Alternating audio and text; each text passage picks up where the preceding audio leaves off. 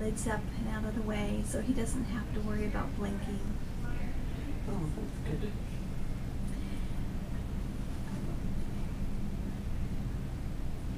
And then an instrument goes over the eye called a suction ring, and the suction ring holds it still, keeps it firm while the keratome makes the incision.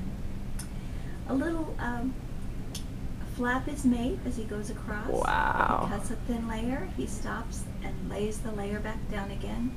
The natural suctioning of the eye just keeps it down in place. And then he goes to eye number 2 and does the same procedure. He's going to probe open the eye, hold the eye still, cut a thin layer, and once the flap has been laid back down, with this eye he'll begin getting it ready for the laser treatment. And then go back to number 1. Ow. It's a very thin flap, isn't it? Very thin. And with his eye numb, you can notice with his hands and feet, they didn't move. He didn't feel that. Mine are. My toes are squirming.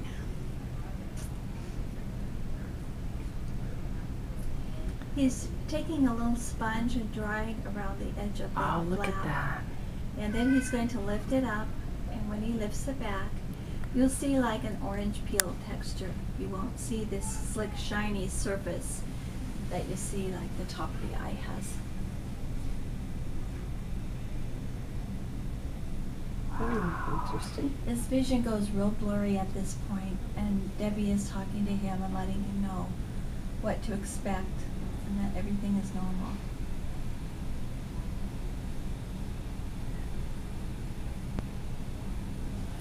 The laser's evaporating the tissue and making the center of the eye flatter. This is going to shorten up the length of the eye once the flap goes down again. It just conforms to a flatter shape underneath. So then the light doesn't have to travel as far to get to the back.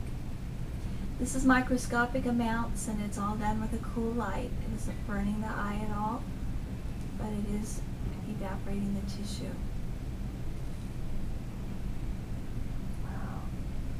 Now a little bit of antibiotic fluid goes underneath the cap, and that smooths out all the wrinkles.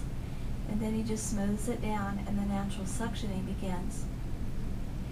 The eye also has a sticky substance in the cornea, so it stays in place.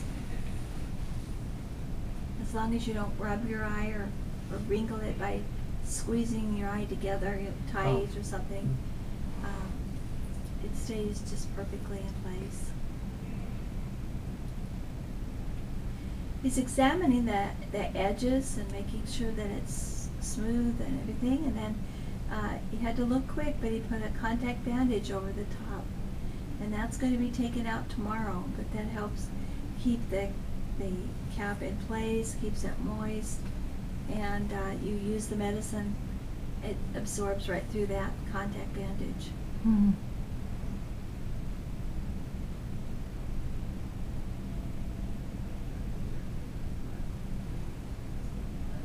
This is eye number 2.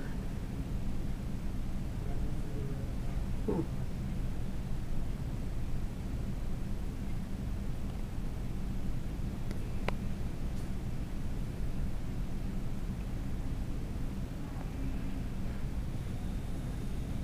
It's ready to lift the flap.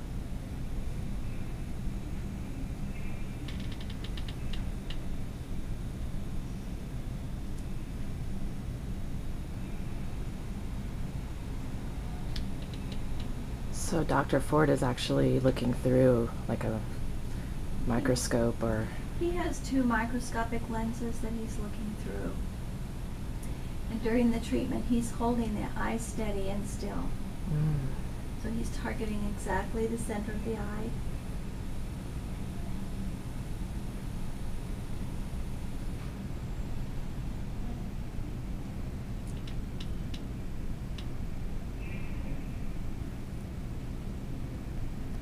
Okay, now the flap is down. He'll go underneath and irrigate. Brings out the wrinkles. Takes out the excess fluid.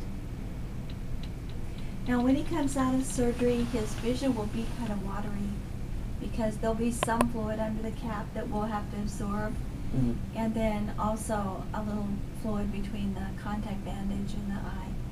So he'll need a little bit of time for that to absorb, and tomorrow when we take the contact off, it'll be even better. That's great.